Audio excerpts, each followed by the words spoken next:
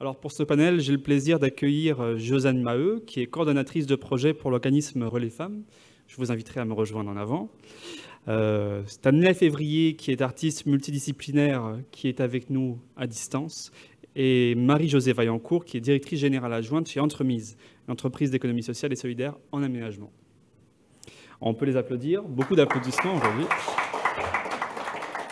Un grand merci à vous deux, vous trois, qui êtes parmi nous aujourd'hui. Merci d'avoir accepté notre invitation. Alors, pour cette deuxième partie de conférence, chaque panéliste va nous présenter une dizaine de minutes.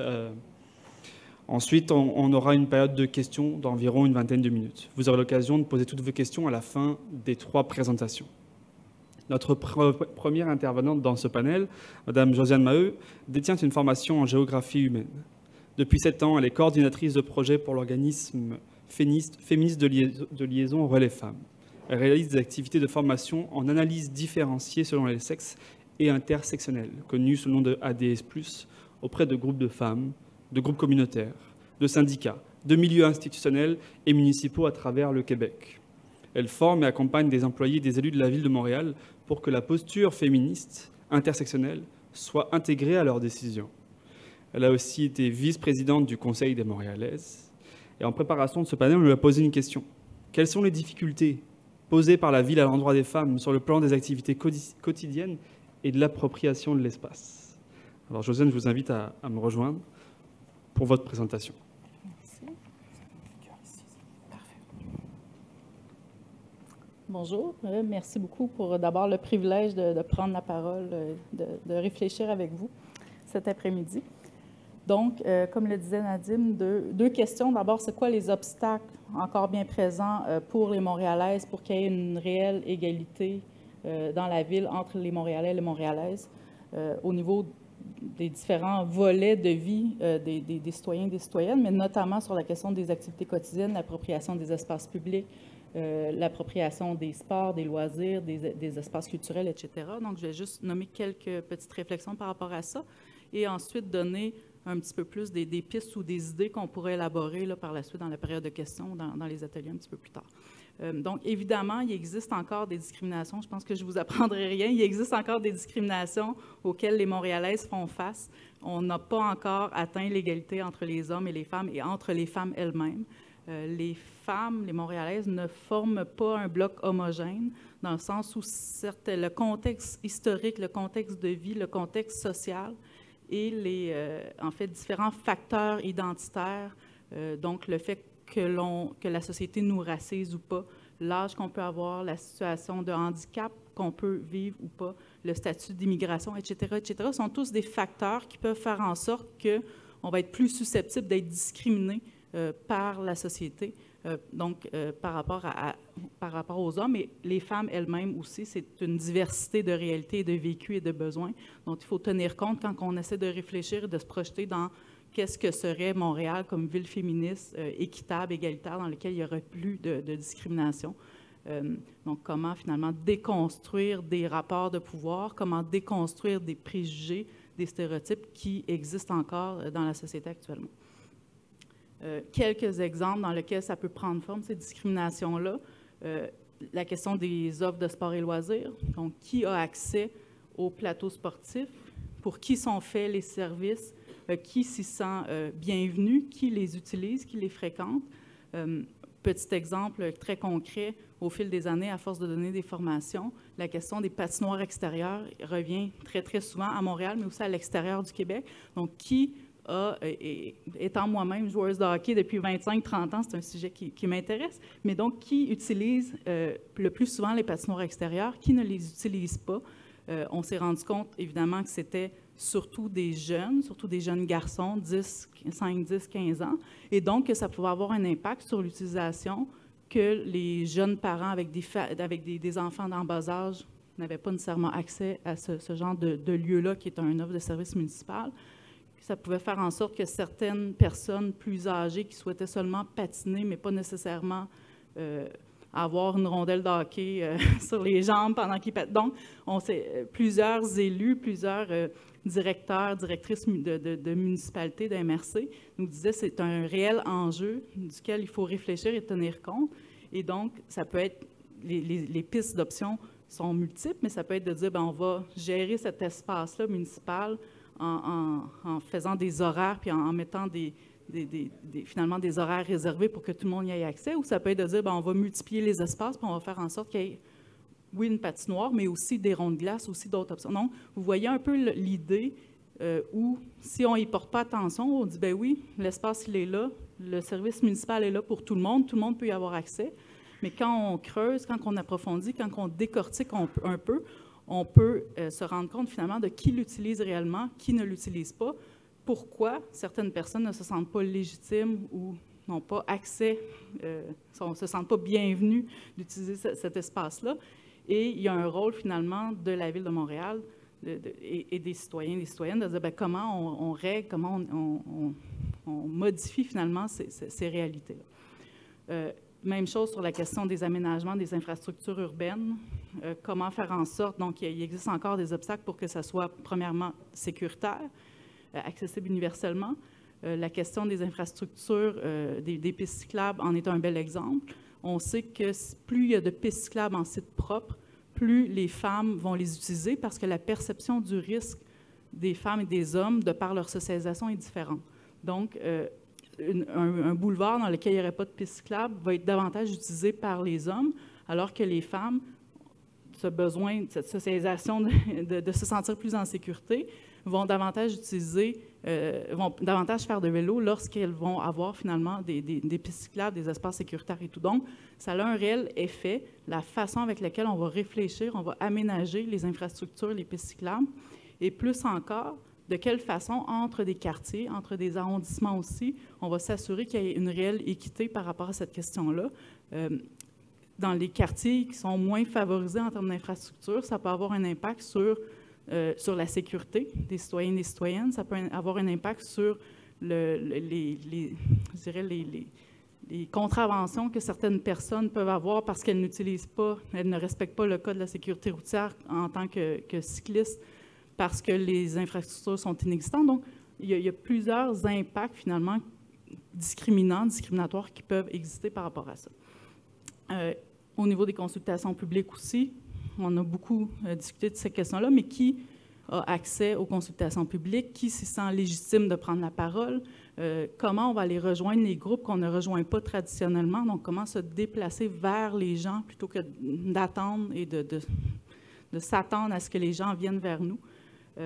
Tout l'accès au logement, l'importance de produire des données croisées, des données spécifiques pour toutes les femmes racisées, les femmes racisées en situation de handicap, les femmes plus âgées, etc. Donc, est-ce qu'on connaît réellement les populations de femmes de nos quartiers, de nos arrondissements? Est-ce qu'on sait quelles sont les spécificités dont elles auraient besoin en fonction du plan d'urbanisme de mobilité, d'aménagement qu'on veut avoir? Toute la question de sécurité aussi. Est-ce que les femmes, les Montréalaises, se sentent en sécurité? Est-ce qu'elles le sont? Si elles ne se sentent pas nécessairement en sécurité, comment, avec des principes d'aménagement sécuritaire, on peut faire en sorte que ça soit modifié? Donc, voir et être vu, entendre et être entendu. Il y a différents principes d'aménagement sécuritaire qui peuvent être mis en place pour que ça facilite finalement cette question-là.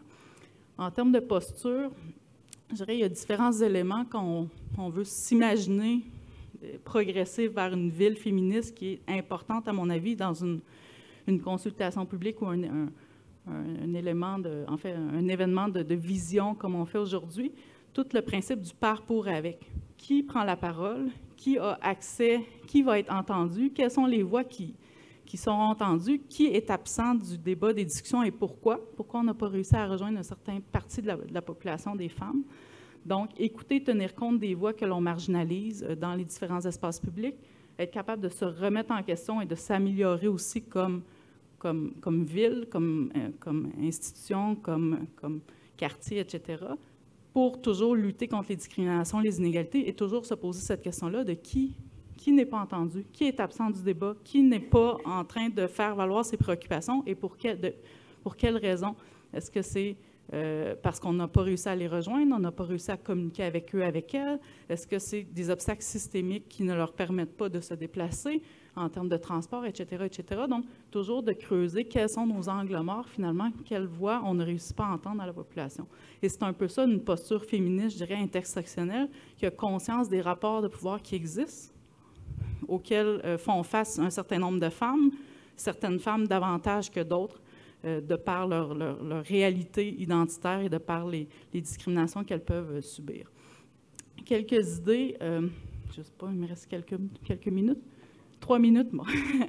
Une ville féministe, donc, qui serait capable de s'engager en termes d'aménagement puis de réaménagement public, justement en intégrant des principes d'aménagement sécuritaire. Donc, il y a un guide qui a été remis à jour, qui est super intéressant, je pense qu'il peut être inspirant à ce niveau-là.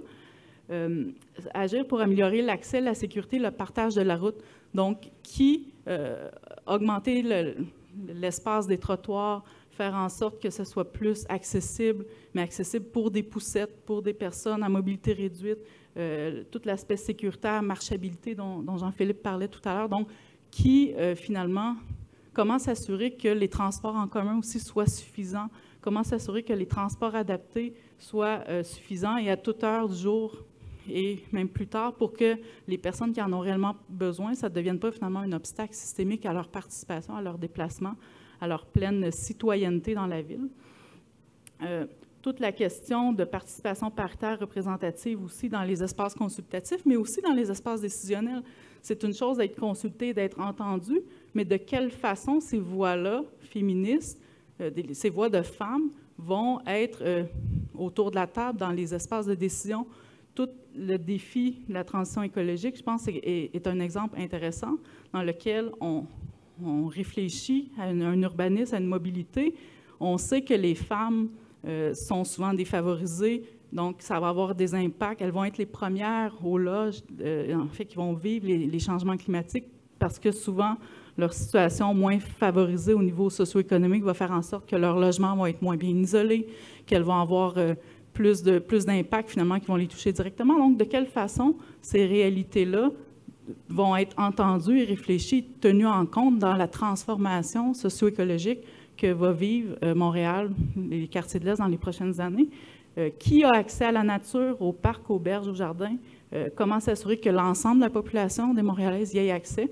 Donc, et pour terminer, je reviens sur d'autres exemples, mais il y en aurait bien d'autres, mais toute la question des espaces de sport et de loisirs. Donc, se questionner sur les ressources qui sont allouées aussi.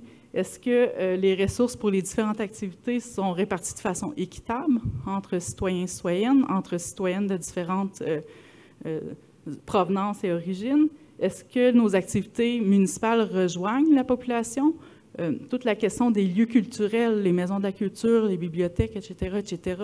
Qui est rejoint par ces activités-là? Qui les fréquente? Qui ne les fréquente pas? Et pourquoi les Montréalaises qu'on ne rejoint pas ne le sont pas? Est-ce qu'il existe encore des obstacles au niveau communicationnel, au niveau de liens, de confiance avec certains pans de la population montréalaise? Est-ce qu'il y a des données qui permettent de dresser un portrait finalement de ces réalités-là? Est-ce qu'il y a des obstacles que vivent des mères, par exemple, monoparentales, des femmes que l'on racise, etc. Donc, creuser, approfondir, avoir des portraits précis et des données de notre population pour savoir quels sont les obstacles et les contraintes que vivent certaines Montréalaises pour avoir accès à certains services municipaux va permettre de changer nos pratiques et de faire en sorte finalement qu'il y en ait de moins en moins d'obstacles et de contraintes pour ces populations-là. Donc, c'est un peu un portrait très rapide et succinct, mais un peu quelques pistes, je dirais, dans les champs de compétences municipales sur lesquels on peut réfléchir, donc à la fois aménagement, urbanisme, à la fois les offres de services, à la fois les enjeux de participation citoyenne et de consultation publique. Donc, une vision féministe, finalement, s'applique à l'ensemble des champs de compétences municipales. C'est transversal et c'est vraiment la posture de comprendre et de décortiquer quelles sont les discriminations et les rapports de pouvoir inégalitaires auxquels font face certaines Montréalaises qui subsistent encore aujourd'hui en 2022, les documenter, en prendre conscience et trouver des pistes et des solutions pour les déconstruire. C'est un peu ça la vision, je dirais, de féministe que j'avais le goût de vous partager cet après-midi. Donc, voilà.